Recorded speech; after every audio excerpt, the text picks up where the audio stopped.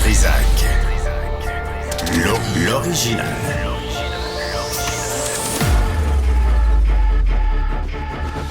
Du Trizac. Votre plaisir coupable.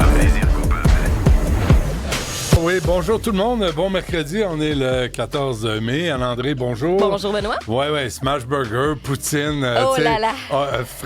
Des rondelles d'oignon. Est-ce qu'il y a un médecin dans la salle à manger? On va faire une crise cardiaque. J'ai comme un engourdissement du bras gauche. C'est pas vrai, appelez pas personne, c'est une blague. Applaudissez pas. ne vous réjouissez pas trop vite. Bon, OK, c'est correct. Aujourd'hui, on va avoir un citoyen. Oui, il y a des fois, les citoyens ont quelque chose à dire. Un citoyen d'Outremont sur la piste cyclable sur la côte Sainte-Catherine. Écoutez, on va vous présenter ça parce que il s'est présenté au conseil municipal de la Ville de Montréal. Il a parlé même à Mme Plante, qui lui a répondu, le chanceux.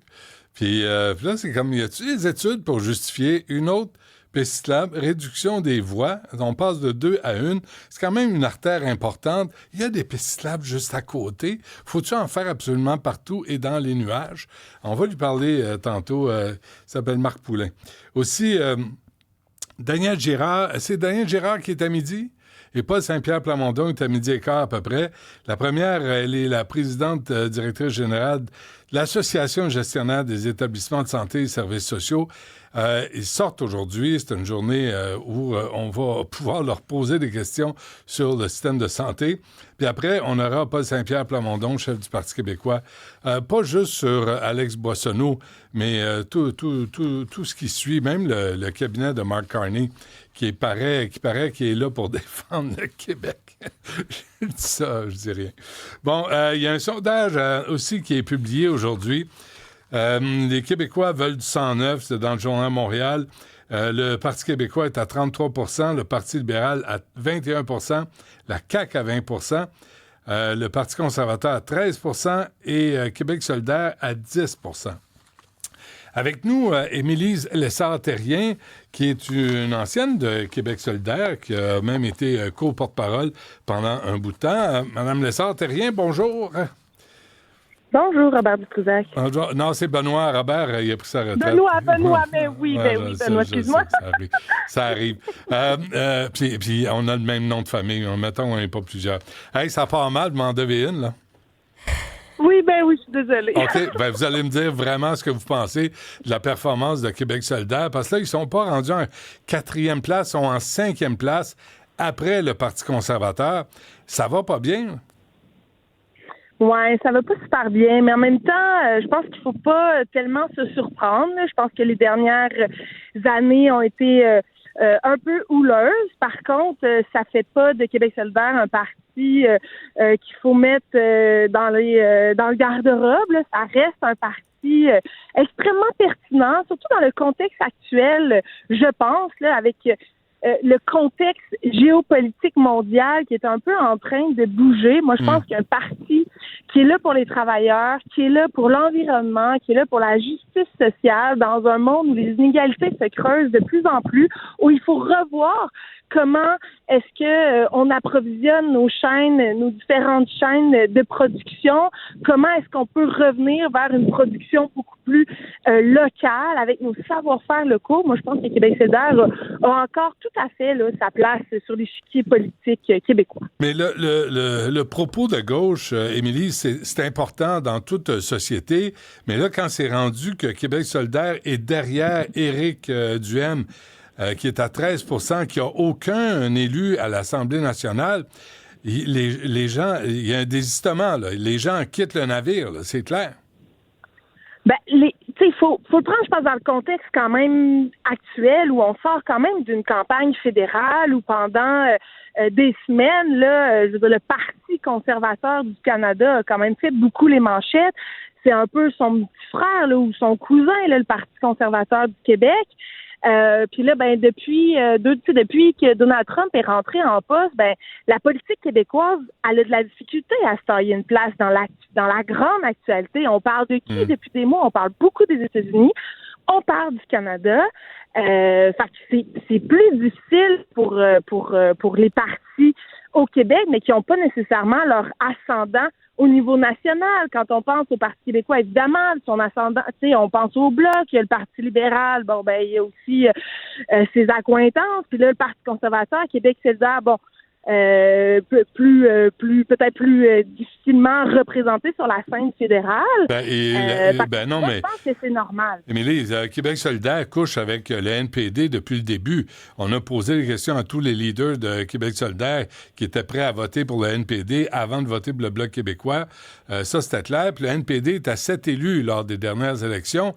La gauche aussi au Canada là, est en train de tirer le diable par la queue. Oui, c'est difficile, mais ça n'empêche pas que c'est pertinent et nécessaire. Puis je pense qu'on voit là le travail, tu sais, avec toute la question de la contraception gratuite. Ça reste extrêmement pertinent dans un contexte où les droits des femmes sont ébranlés. On a juste à regarder du côté de ce qui se passe du côté des États-Unis. Donc de ramener ces débats-là sur la scène nationale, c'est pertinent. Le travail qui va être mais au Québec, excusez-moi, mais ça, vous parlez des États-Unis de Donald Trump depuis tantôt, mais au Québec, là, c'est pas Donald Trump qui a été élu, puis le droit des femmes au Québec, je pense qu'on y tient, puis c'est pas négociable. Alors, Donald Trump a beau décider ce qu'il veut là, au bord de la frontière, nous, au Québec, ça n'a pas changé, donc c'est pas vraiment un enjeu. Mais c'est pas un enjeu, mais c'est une opportunité de réaffirmer notre engagement par rapport, justement, à la place qu'on veut garder pour les femmes dans la société québécoise. Fait qu'il y a un momentum qui est pertinent de dire, ben voyez-vous, nous, au Québec, on prend de la distance avec ce qui se passe de l'autre côté de la frontière, puis on va même une coche plus loin en soutenant les femmes avec la contraception. C'est quand même un poste budgétaire assez important, ça, chez les jeunes femmes particulièrement. Bien sûr qu'on...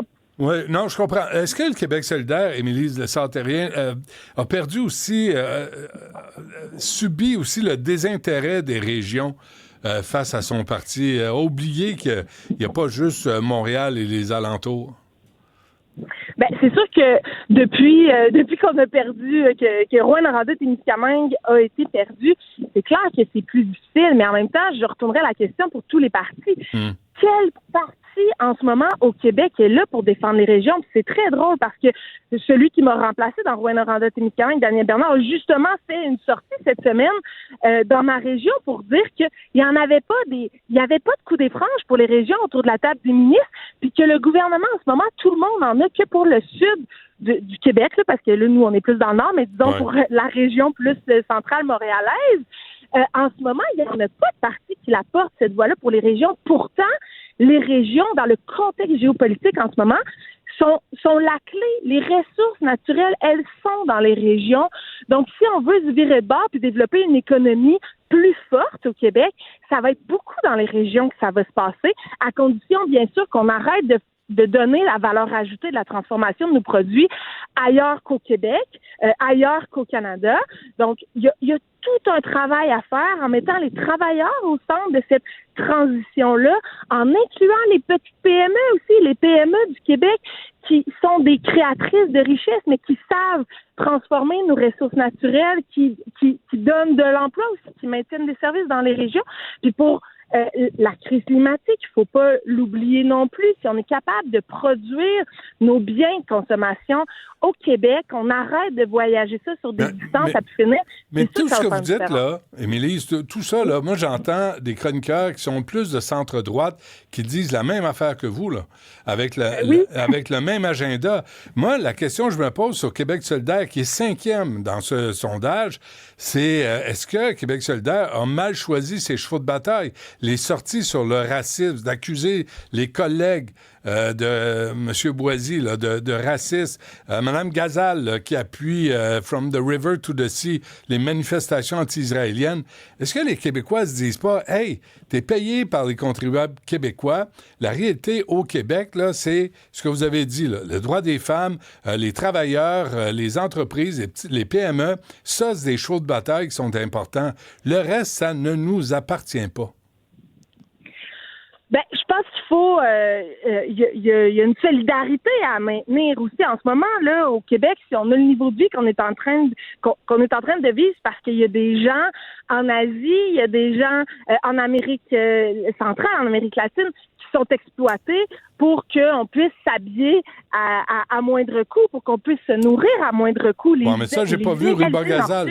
J'ai pas vu Ruba Gazal prendre la parole là-dessus. Vous avez raison, la surconsommation, c'est nocif pour tout le monde, pour l'environnement, pour les jobs ici au Québec, ça c'est clair. Mais j'ai pas entendu Québec solidaire prendre la parole là-dessus non plus. Ben, peut-être que ça viendra, mais ça fait partie de l'ADN de Québec solidaire. Mais ça fait partie de l'ADN de Québec solidaire de défendre la justice sociale, de défendre l'environnement, de défendre les travailleurs. Je pense que là, il y a un moment de transition nécessairement. Bon, il va y avoir une course au porte-parole masculin aussi. Fait que Québec solidaire, en ce moment, est juste dans une phase de transition, sont en train de retomber, j'imagine, sur leurs pattes.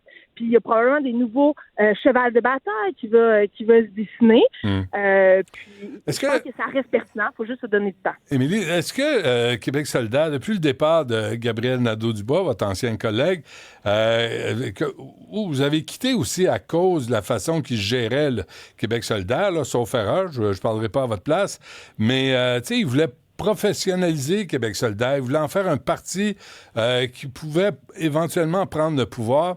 Est-ce que là, c'est les crinqués qui ont pris le contrôle de Québec solidaire, puis on voit le résultat?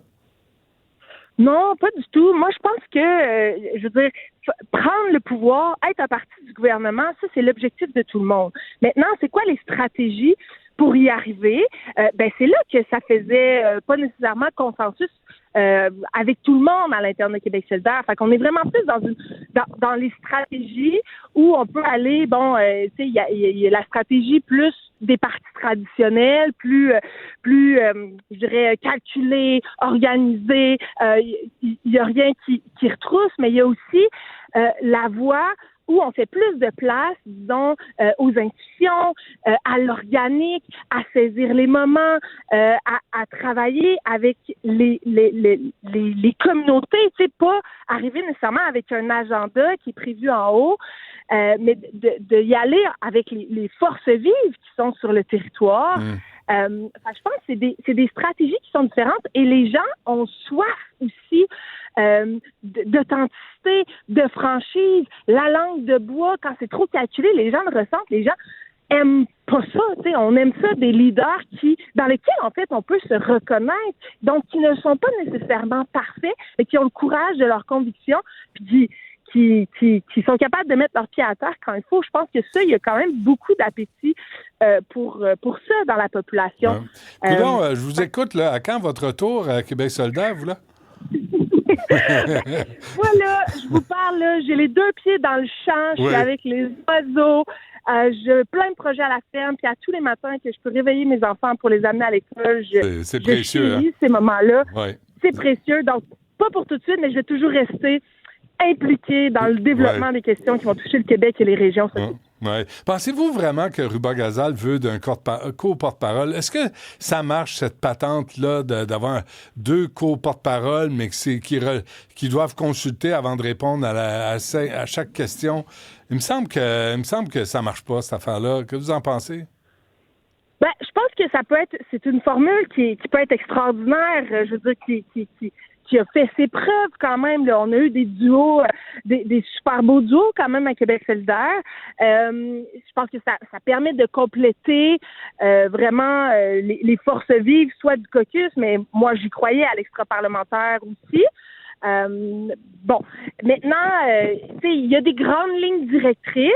Je pense avec le programme de Québec solidaire, il faut que bien sûr que nos co-porte-paroles qui font campagne, c'est ça qui est intéressant et qui est nécessaire dans les courses, c'est qu'on doit savoir pourquoi ils sont là, puis c'est quoi les tripes qu'ils ont dans le ventre, puis qu'ils mettent au jeu leur programme et que les membres se prononcent aussi.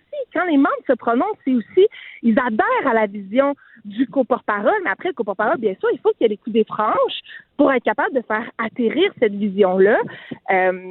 Ça, c'est super important. Puis est-ce que en ce moment, dans la façon dont c'est fait, est-ce que ça marche à 100%? Est-ce que les co-porte-parole ont vraiment les coups des franches? Je pense que dans le cas d'avoir des courses, ça va permettre d'aller chercher peut-être cette petite latitude-là. Est-ce que tout est parfait? Non. Est-ce que ça peut s'améliorer? Ben, je pense que oui. Oh, là, chez moi, avec la perfection, on ne demande pas la perfection, on demande la compétence, l'intégrité, l'honnêteté. Jamais. Moi, tous les politiciens qui me disent ça, Émilie, là, je laisse plus ça passer. Personne ne demande la perfection. Hein? Même moi, je peux même pas y avoir accès. Imaginez. Avant qu'on se quitte, Émilie Santérien, honnêtement, là, à quel point la politique vous a écorché? Ah, ben c'est sûr que ça a été difficile. Je pense que c'était le plus difficile, c'est la défaite de 2022, en fait. Puis moi, je voulais continuer mon mandat pour l'Abitibi-Témiscamingue, puis on n'entend plus beaucoup parler de cette région-là depuis qu'on est basculé complètement au pouvoir. Pourtant, les défis, les enjeux sont énormes. Notre système de santé s'écroule en miettes. L'accès à nos services publics, c'est extrêmement difficile. Donc, je suis très, très préoccupée. Mais bon, je peux pas refaire l'histoire. Ça a été dur, mais j'y tiens encore. Puis je continue de m'impliquer autrement, puis de contribuer aux causes qui me tiennent à cœur. Vous avez soigné vos plaies? Oui, j'ai soigné mes plaies, mais je serais pas prête à revenir pour d'autres raisons. Puis, non. Des fois, on a le sentiment d'imposteur qui nous accompagne un peu tout le temps, mais écoute, c'est comme ça. Ça, c'est les filles, hein? Ça, les femmes, le sentiment d'imposteur. Avez-vous entendu un homme dire ça? Jamais. Non. Les gars, là, jamais. Ils ont une deuxième année forte, puis ils veulent être vice-président de la compagnie. Le sentiment d'imposteur chez les gars et les hommes, ça n'existe pas. Ça existe juste chez les femmes. Soignez-vous de ça. Oui, bien pour ça, il va falloir que les hommes nous laissent aussi avoir une place, tu sais. Puis ça, ben c'est pas toujours facile. Puis je dis pas que les hommes ils veulent pas que les femmes soient là. C'est pas ça. C'est juste, c'est dans les approches. On n'approche pas entre autres pour faire de la politique, mais ce que vous voulez, c'est comme ça parce qu'on a été socialisés depuis des décennies, depuis des siècles pour occuper des rôles d'arrière-scène. Donc c'est sûr que là, tout d'un coup, de se retrouver au devant de la scène, ben c'est moins, disons, ça ne coule pas dans notre ADN comme ça coule dans l'ADN des hommes. Il faut juste rendre compte de ça puis essayer de travailler en fonction de cette réalité-là. Parfait. On se laisse là-dessus. Profitez-en. Ce que vous avez dit, Émilie, le Santérien, là, d'amener les enfants à l'école puis de prendre le temps de souffler puis d'apprécier la vie qui passe, c'est quand même pas mal important. Oui, mais parfait. L'engagement citoyen aussi. Il faut trouver des façons pour faire ça et qu'on soit confortable. Vos problèmes ne sont pas réglés de toute évidence. Lâchez pas. Merci. À la prochaine. Merci.